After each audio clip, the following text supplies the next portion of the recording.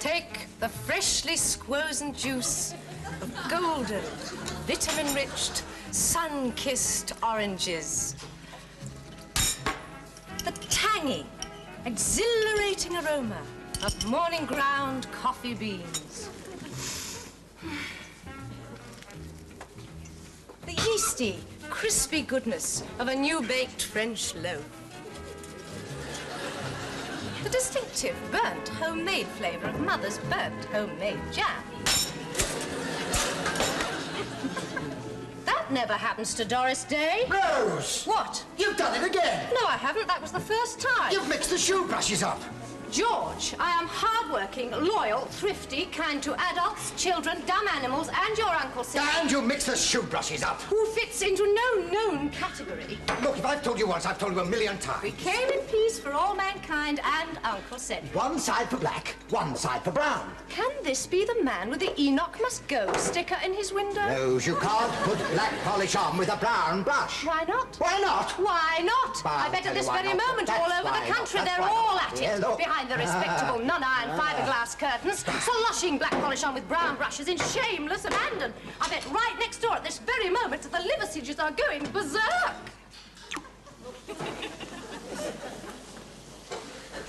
Mother's got her stomach again. Uh-huh.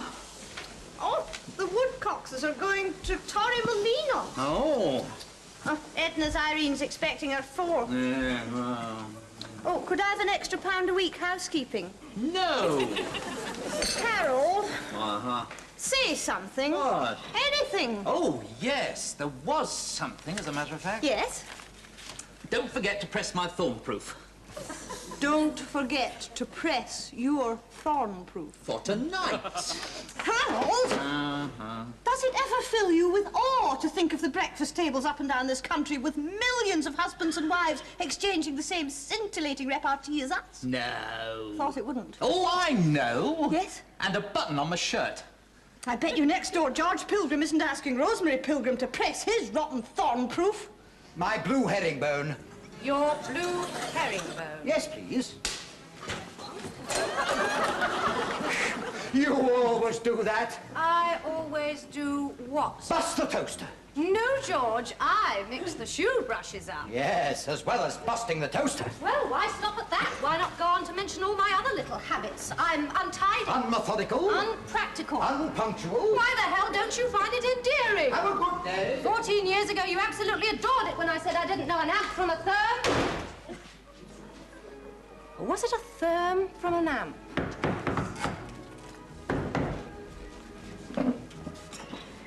Well, that's my little Apollo blasted majestically off into orbit. I was being Doris Day this morning. That is, unless he doesn't run out of puff before he catches the 8:45. George didn't even notice What didn't George notice? that I was being Doris Day. Perhaps he thought you were being Rock Hudson.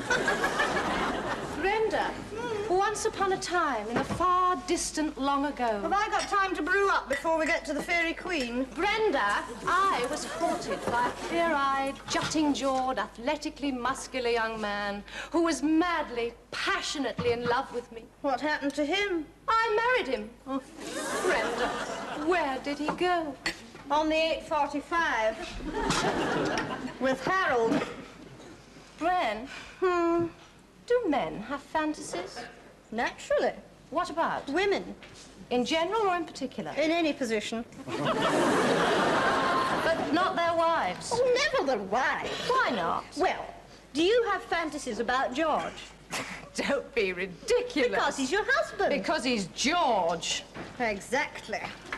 Bren, are there women, I mean, women like us, who... What? have... What? you know, No. lovers No. and affairs? No. How do you know? Well, I certainly don't. All this new morality thing is just a big confidence trick. It's put about by the salesman, you see, to make the rest of us feel dissatisfied with our lot. Where did you read that? In the Sunday... How did you know I read that? And there aren't really any women in kinky boots, sitting in cornfields, being seduced by cigar-smoking, sports car-driving fellas who all look like James Bond. No. Rosemary Pilgrim, you and I are just like every other housewife in this country. We're secure and adjusted. Unappreciated and frustrated. We're completely normal. Yes. Hey, how much would it cost for a pair of kinky boots? I can tell your future, it will come to pass. I can do things for you, make your heart feel glad. Look in the sky, predict the rain. I can tell when a woman's got another man. I want a wrinkle, tiger. I'm the one, Excuse me. Of course, I'm perfectly willing to be guided by you. I was here first. So shall we go into the booth, Tiger? And then you can make a suggestion. What about my toaster? Leave a note to say you'll come back later and expect to find it fixed. Right. Jason Pettifer. Of course, that's all part and parcel of it. Call back later. What is? 2 inches of skirt and no bra. Wasn't she? Hardly any of them ever do. Ooh. In my young day, it was Liberty bodices. Of course, that article said that all the way they dress is all part of the modern sex myth. And expect to find... According to this article, it's all got something to do with brainwashing. Fixed. Brenda, love, that's not brainwashing. That's biology.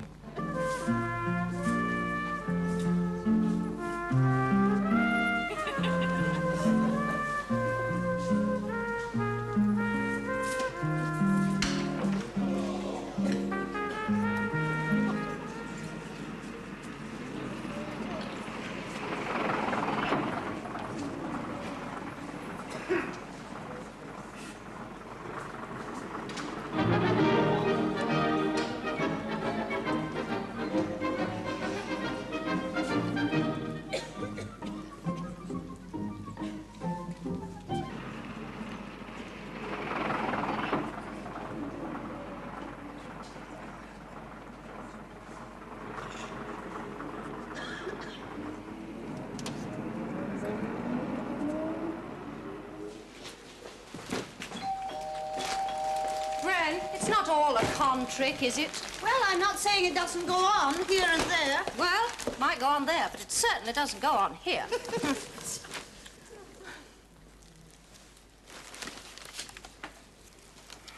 Rosemary Pilgrim, might I remind you that we are happily married women? Well, we're married women. And might I remind you that the horizons of our universe are not bounded by George Pilgrim's or Harold Liversedge's, for that matter. All right, who is it you fancy? What? You've been going on like this all day. Who is it you fancy? I don't fancy anybody. I just fancy somebody fancying me. Who? I don't know who. I mean, you just don't go round bumping into great, gorgeous, sexy, handsome, masculine... Jason Pettifer, at your service.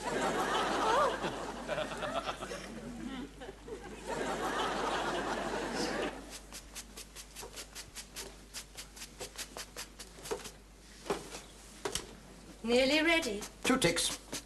The Liversedges will be here in a moment. Yeah, should be a good do. I could phone and ask them to cancel it. Cancel it. I could say you've got a migraine. I haven't got a migraine. Or lumbago. Or lumbago. It's not a big fib. Or housemaid's knee or ingrowing toenails. You used to tell much bigger ones than that to my mum when you brought me home at 4 o'clock in the morning. Oh, well, that was different. Why? Well, that was for a reason. So's this. Same reason. You are wearing Angora. Oh, you used to call me your little cuddly bunny. I'm so glad you've noticed. Of course I've noticed. I've just brushed my blasted suit. Oh, let them in. George! Oh. Hello. All sex? Wouldn't miss it for anything. Evidently. I do like these reunions. All that nostalgia. All those memories. All that booze. What? Oh, Right. Right. Night, girls. Night, girls. Don't wake up. Oh.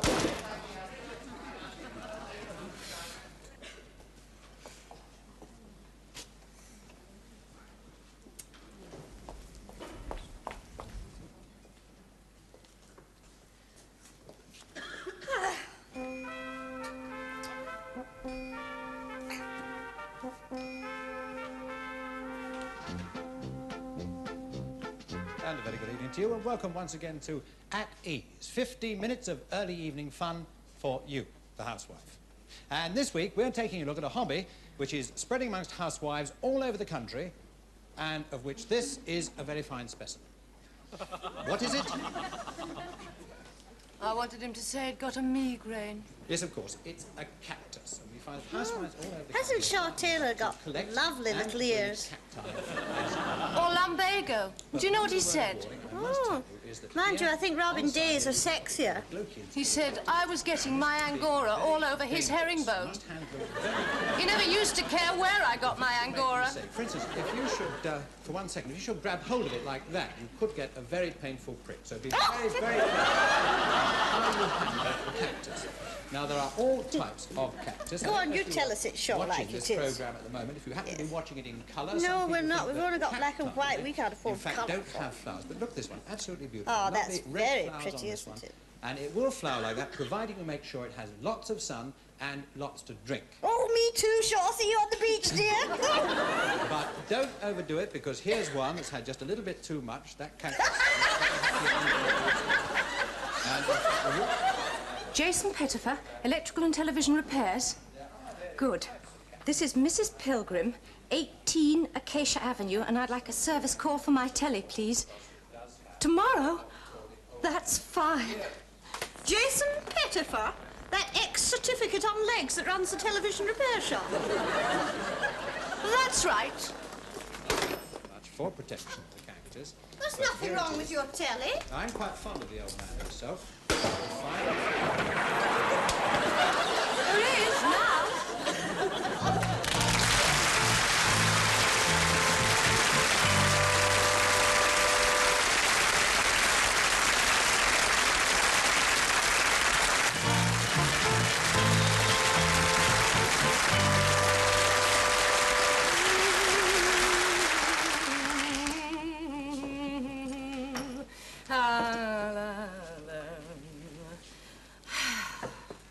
The tangy, exhilarating aroma of morning ground coffee beans. La, la, la, la, la, la. Everything okay, darling? Mm-hmm. This side black, this side brown. And I've had the toaster fixed. I've seen the bill. That's only £9.17 and 6 cost us in repairs so far this year. George, we must be tolerant of each other's little foibles, mustn't we? I must be the only man in the entire country who can't afford to run a new car because he's got a toaster to support. After all, I put up with your foibles, George. I mean, that's what love and marriage is all about. Foibles? What foibles? I do it, George. I do it gladly because I look up to you, I admire you, I respect you. What foibles? Oh, you want to know what foibles? Proper stag do last night, was it? Huh? With the cabaret and things. And, girls and things. Can I have an aspirin? Oh, Harold, I'm not criticising. Only I've got this head, you see. I'm not that kind of woman. I think men should be let off the lead now and again. The great Randy Brutes. Make it 2. What? Aspirin. Oh, that's my Harold. Live dangerously.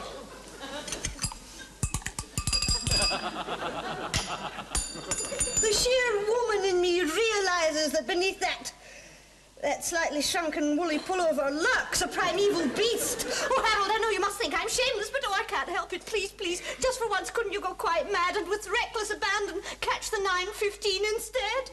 Oh, Harold, oh, please say something. Oh, can I have a sweetie, please? Good day.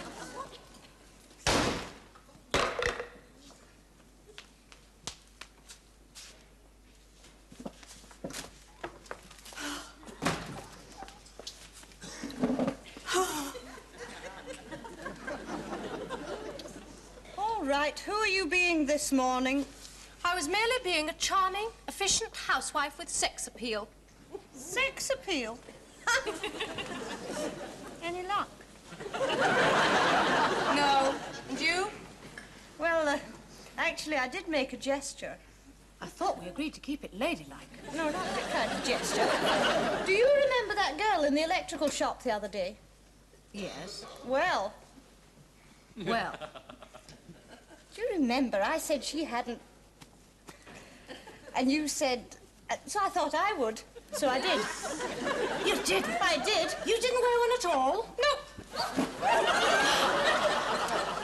What happened? Nothing. All that effort. Well, it wasn't so much effort, just chilly. Chilly. Bren, that is what has happened to us. We've got a 3-star rating in the icebox. Frozen, ice cold, polar, rotten solid. Oh! Sorry. Oh, dear. It's all right. Yes. Well, you know.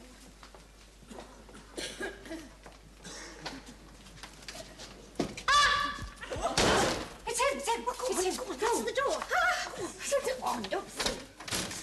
Mrs. Pilgrim? Oh, that's me. This is Mrs. Liversedge, and she's just going To make a cup of coffee. No. Oh, we've run out.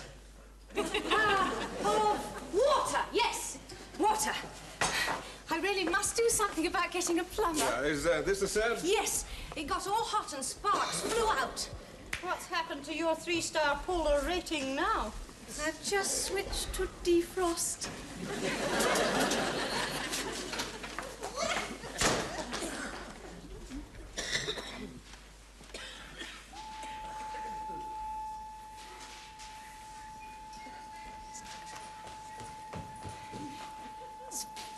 It's very good of you to come so promptly, Mr. Pettifer. Oh, we pride ourselves on our service, Mrs. Pilgrim. Yes, I'm sure you do. Well, you do seem to be having a spot of bother, don't you? You're very perceptive. Well, I usually spot these things pretty quickly. You're quite right, of course. Has anything like this ever happened before, Mrs. Pilgrim? Oh, yes. Frequently over the last 5 or 6 years. Oh, as long as that. Of course, it wasn't so bad in the beginning. It's only recently it's all got so cold. Oh, I thought you said it was hot, with sparks. Oh, no. No sparks, except perhaps on our honeymoon. This happened on your honeymoon? Well, yes. Yes, it usually does. Mrs. Pilgrim. Yes. Mrs. Pilgrim, this may seem like a rather peculiar question, but what exactly are we talking about? My husband, George. George! Yes. It may seem like a complete stranger unburdening herself like this on you, but the moment you walked through the door, thank you. You were so sympathetic, and what with the brushes and the toaster, it's all got too much.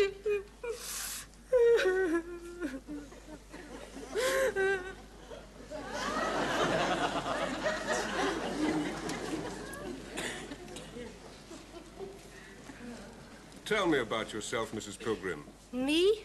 Oh, there's nothing very interesting about me. Oh, you underestimate yourself. I know. I mean, take your eye.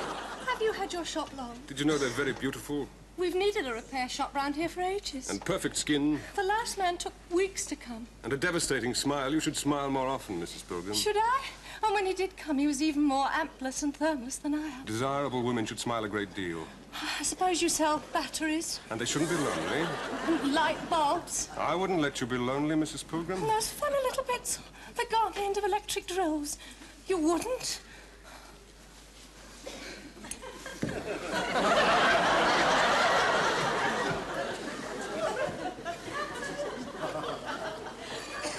You're not afraid of me, are you, Mrs. Pilgrim? No. George? No, not George. Who then? Me. I understand. Ah, you do? You're afraid of unleashing that tempestuous torrent of passion you've kept locked away for so long. Not exactly, no. No? Well, what is it then? It's the chops. Chops? The chops. Yes. See, it's half-day closing, and if I don't hurry and get dressed, then I'll be too late. The bushes will be shut, and I can't get George's chops. And it's Thursday, and we always have chops on Thursday. Yes, well, I do understand. Oh, you're a very understanding man, Mr. Pettifer. You must have been told that before. Yes, frequently. Especially since colour came in. And you're not cross with me. How could I be cross with you? Well, according to George, it's really quite easy. The next time we meet, I want you to promise me one thing, Mrs. Pilgrim. Next time? Well, I'm sure there will be a next time, Mrs. Pilgrim. What do you want me to promise you? That you won't say the word George. That you won't mention George. That you'll forget all about George. George? Who's George?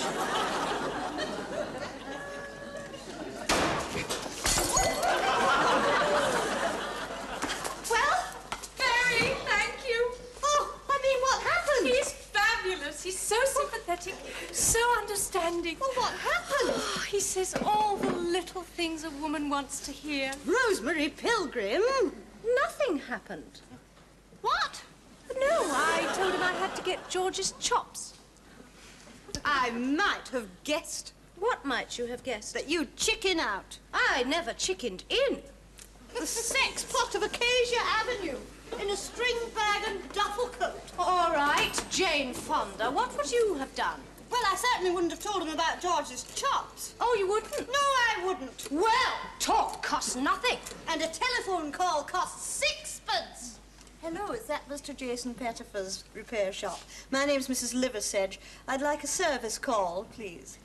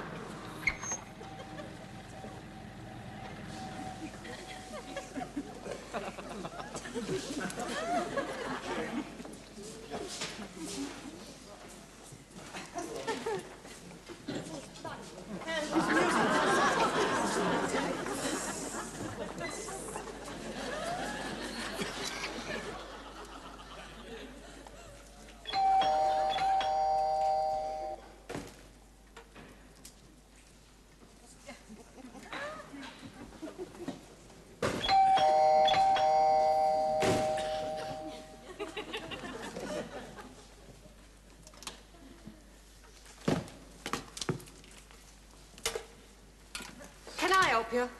Is Mr. Jason Pettifer in?